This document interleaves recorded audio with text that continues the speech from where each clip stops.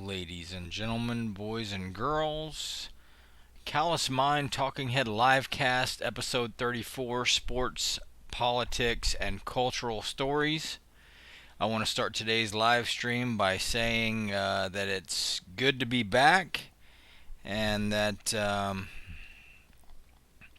I really did miss broadcasting the show, and it just so happens that my daughter is back in school, and now we're post Labor Day weekend, so it's time to get back into doing this. It's that time of year again to make those football picks. However, I will not be doing that in today's video. This is just kind of a short refresher to hopefully get the lifeblood flowing back into the channel. And so I will be publishing my football picks later on, and I'm especially excited about that because sports gambling is now legal in the state of Arizona. So I'm feeling like wagering some money. However, nothing that I say should be construed or interpreted as advice on what you should do. Now, the first topic of conversation today is the UFC Fight Night from this past Saturday night, UFC Fight Night Brunson versus Till. And I want to talk specifically about Darren Till and his loss in this fight. Okay. Now, I'd recently watched a video from somebody who said you shouldn't give MMA fighters advice, you shouldn't give UFC fighters advice, and I'm not really giving advice as much as I'm going to make a simple observation. And this is something that we've all seen before. For example, we saw it in the Gane Lewis fight. We saw it in a bunch of the Khabib Nurmagomedov fights. And we've seen this happen to Darren Till before, where he lost via choke. And it's always the same old song and dance with these guys who are, we'll say they're strikers. We'll say that their striking is, what's made the name for themselves and all that. But the reality is with the MMA is, if you're only good at one thing, such as striking, then essentially you're waiting for lightning to strike in order for you to win a fight. Because if you get in there with somebody who's good at wrestling, good at sambo, good at BJJ, and those guys can get you to the ground or get you up against the cage and take you down and wear you out, and striking is your only redeeming quality, those guys have no obligation to leave you on your feet, because why would they play to your strengths when they could just take you down and play to an incredible weakness that you have? And the reason I'm really highlighting this about Darren Till is, look, the guy seems like a quality fighter. He seems like he's got a good head on his shoulders, and he's passionate about fighting.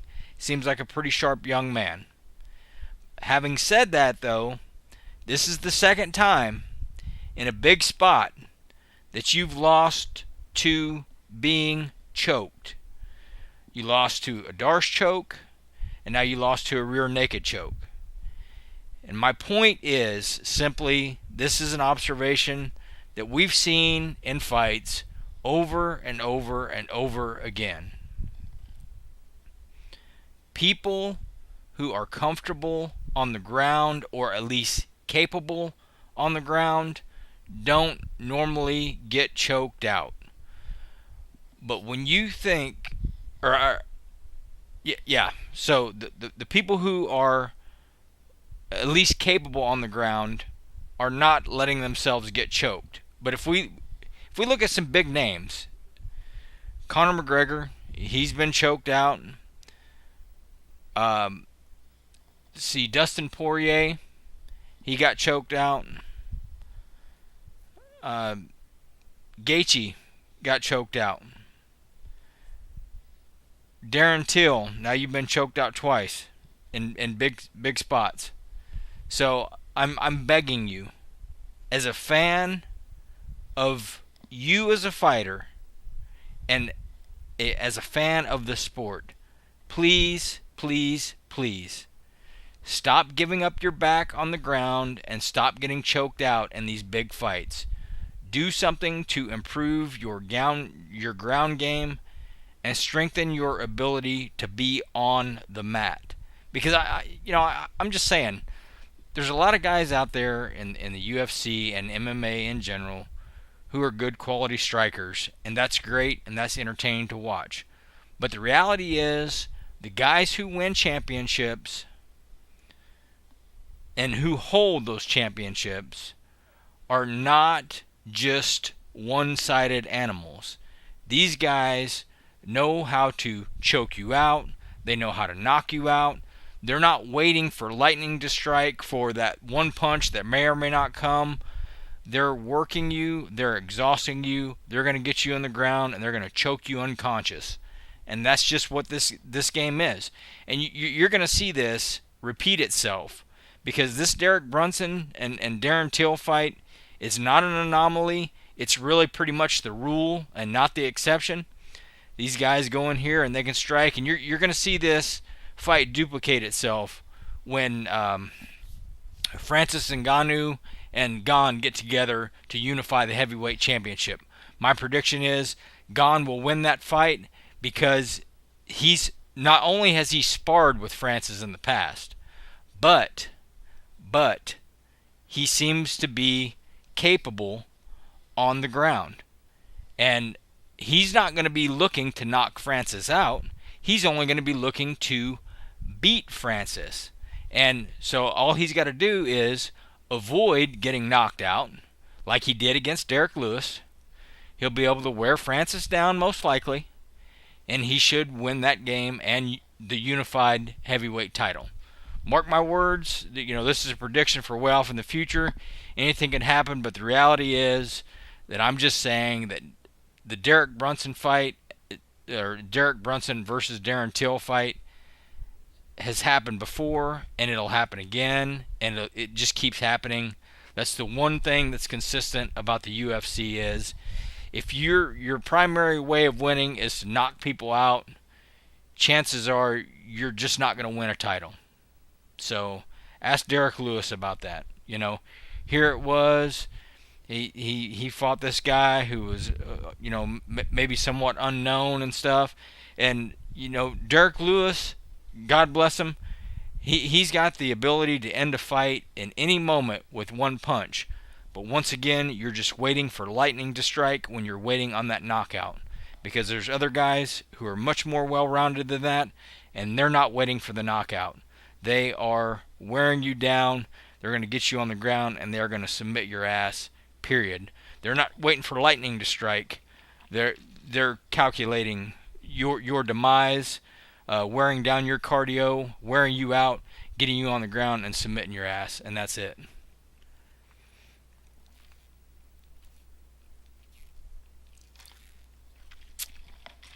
All right, so I got the UFC talk out of the way, and I'm going to go ahead and move on to the next story. And some of this stuff is old, and it's because I was putting together this episode 34 way back in May before my daughter got out of school.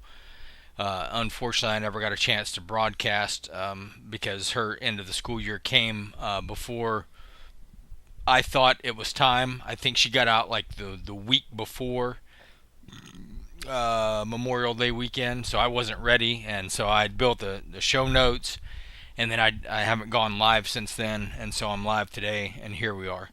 So this is an older story right here.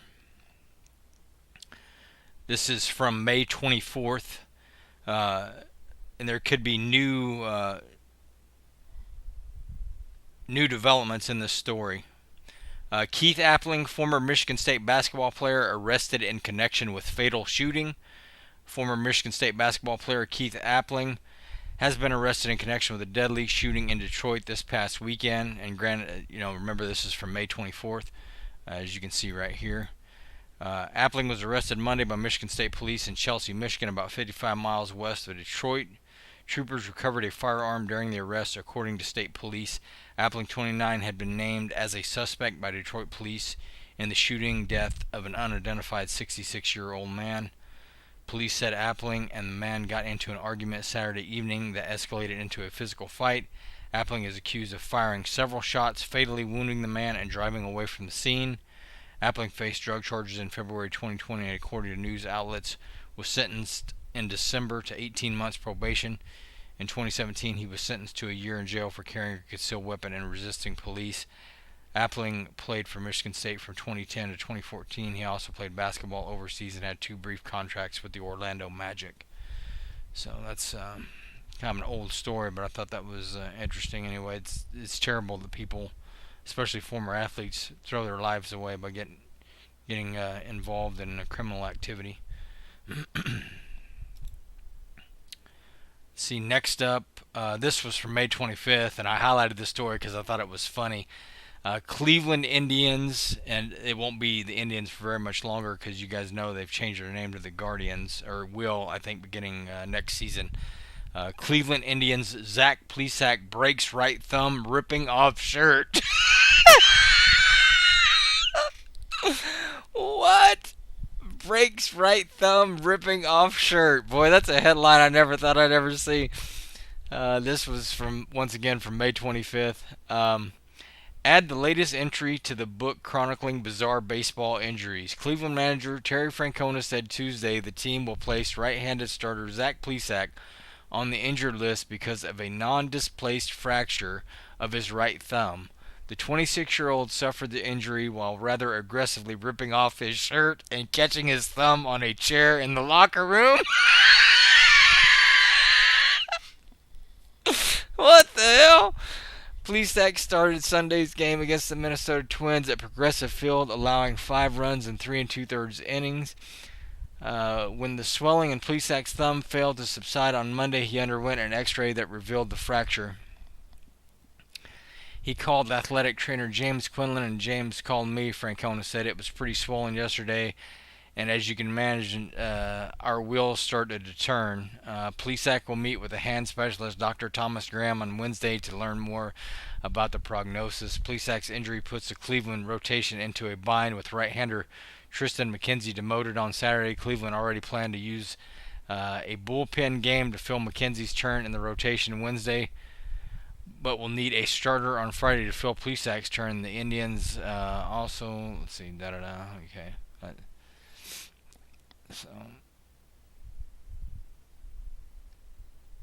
well, here's this one might also be funny here.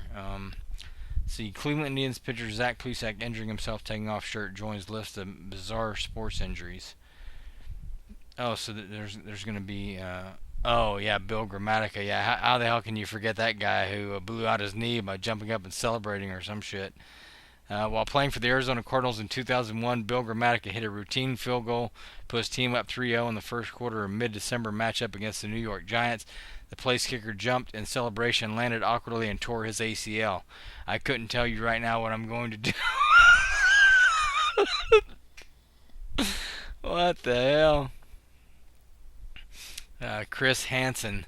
Looking to fire up his team, Jacksonville Jaguars coach Jack Del Rio brought an axe and an oak stump into the locker room to remind the squad to keep chopping wood. Jaguars punter Chris Hansen accidentally gashed himself while wielding the axe, and he missed the remainder of the 2003 season. Oh my gosh. Sammy Sosa hit 35 home runs for the Chicago Cubs in 2004, but the moment many people remember from that season was when he strained his back from sneezing too hard. Clint Barnes was hitting .329 in a breakout 2005 campaign for the Colorado Rockies. When the unthinkable happened, he fell and broke his collarbone while carrying a package of deer meat given to him by teammate Todd Helton. Barnes would miss 3 months and finish the season at .289. Mikhail Yuzny. At the 2008 Miami Masters tennis tournament, Mikhail Yuzny hit a return against Nicholas Almagro into the net. Usually responded by smashing his forehead with his racket 3 times, drawing blood. The truly odd thing, usually ended up winning the match. Brandon Inge. In 2008, Detroit Tigers catcher Brandon Inge was adjusting a pillow behind his 3-year-old son's head when he somehow pulled an oblique muscle and landed on the 15-day disabled list. Oh my God. Kendrys Morales. Morales hit a walk-off grand slam against the Seattle Mariners in May 2010. When he reached home plate, he jumped in the middle of his Los Angeles Angels teammates in celebration and broke his lower left leg when he landed. Morales would miss the remainder of the season. Dustin Penner. The pancakes that former Los Angeles Kings forward Dustin Penner's wife makes must be delicious because he suffered back spasms while eating them back in 2012. Fortunately, he only ended up missing a single game.